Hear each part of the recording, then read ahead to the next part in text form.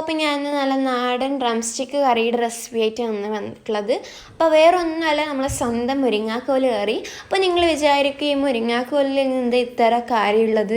അപ്പോൾ നമ്മുടെ കേരളത്തിൽ തന്നെ പല ജില്ലയിലും പല രീതിയിലായിരിക്കും ഈ മുരിങ്ങാക്കോൽ ഉണ്ടാക്കുന്നത്. അപ്പോൾ ഞാനിന്ന് എൻ്റെ രീതിയിലാണ് കാണിക്കാൻ പോകുന്നത്.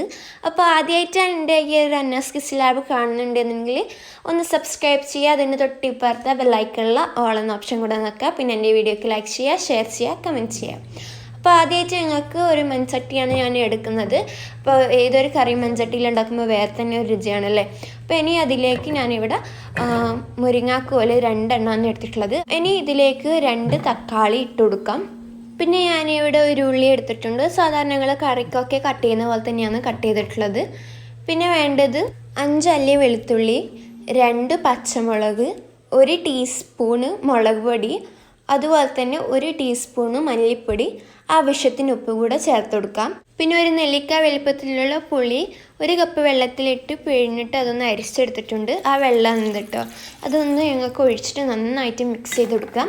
അതിന് ശേഷം ഞങ്ങൾക്കൊരു മീഡിയം ഫ്ലെയിമിൽ അടച്ച് വെച്ചിട്ട് നമുക്കിതൊന്ന് വേവിച്ചെടുക്കണം.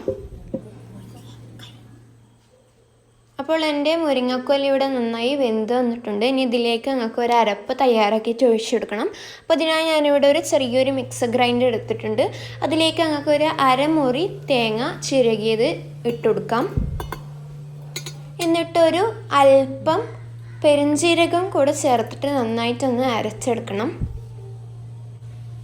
അപ്പോൾ ഞാനിവിടെ അരച്ചെടുത്തിട്ടുണ്ട്. ഇനി ഇതിലേക്കൊരു 1/4 ടീസ്പൂണ് മഞ്ഞൾപ്പൊടി ചേർത്തെടുക്കാം. പിന്നെ ആവശ്യത്തിന് അരച്ചെടുക്കാൻ ആവശ്യമായ കുറച്ച് വെള്ളം കൂടെ ചേർത്തിട്ട് ഞങ്ങൾക്കിതൊന്ന് നന്നായിട്ടൊന്ന് അരച്ചെടുക്കണം. അപ്പോൾ നമ്മുടെ അരപ്പ് ഇവിടെ റെഡി ആയിട്ടുണ്ട്. ഞങ്ങൾക്കിത് നമ്മുടെ കറിയിലേക്ക് ഒഴിച്ചു കൊടുക്കാം.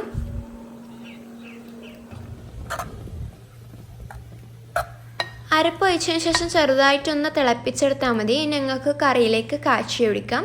അപ്പോൾ ആദ്യമായിട്ട് ഒരു പാൻ ചൂടാക്കിയിട്ട് അതിലേക്ക് എണ്ണ ചൂടാക്കി എടുക്കാം. എന്നിട്ട് അതിലേക്ക് ആവശ്യത്തിന് കുറച്ച് മാത്രം കടുകിട്ടിട്ട് കടുക് പൊട്ടിയതിന് ശേഷം നമുക്ക് അതിലേക്ക് കറിവേപ്പില അതുപോലെ തന്നെ കായ്മുളക് കൂടെ ഇട്ട് കൊടുക്കാം. എന്നിട്ട് ഞങ്ങൾക്ക് ഇത് നമ്മുടെ കറിയിലേക്കൊന്ന് കാച്ചി ഒഴിച്ചെടുക്കാം.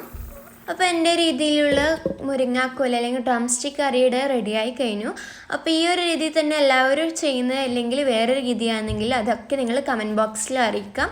അപ്പോൾ എല്ലാവർക്കും ഈ ഒരു വീഡിയോ ഇഷ്ടപ്പെട്ടു വിചാരിക്കുന്നു. ഇനി പുതിയ പുതിയ റെസിപ്പീസുമായിട്ട് അടുത്ത വീഡിയോയിൽ കാണാം. അതിലേക്കും സ്റ്റേ ട്യൂൺഡ്. അസ്സലാമു അലൈക്കും.